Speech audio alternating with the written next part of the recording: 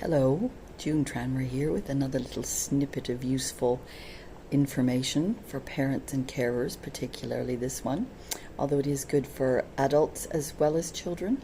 But I was reminded of the usefulness of this just recently when I helped a young person come into the world, and how important it was for the mother, the laboring mum, and also for the newborn, just gently. And I've got a little doll here that I'm using, so there's not a baby hanging off my lap. It's a doll very kindly donated to me by one of my patients.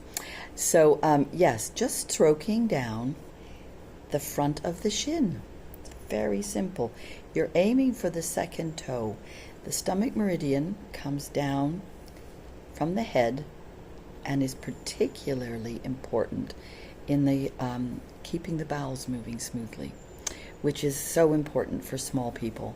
That's where most of their problems begin and where you can make the most difference. So if you can just stroke your baby's legs just like that, very gently, it doesn't need to be firm, although as they get older you can put a little bit more pressure on and go down, and you do both sides. Obviously I've only got one leg here, but there is another leg and you can do both legs.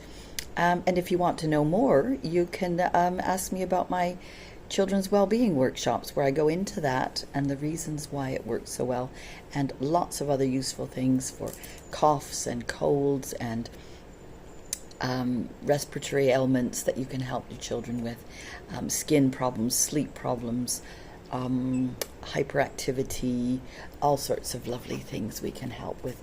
And one of my favorite mottos I'll just leave you with, from Richard Bach.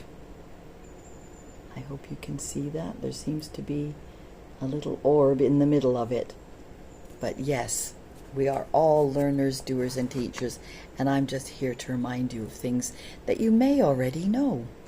Thank you for listening.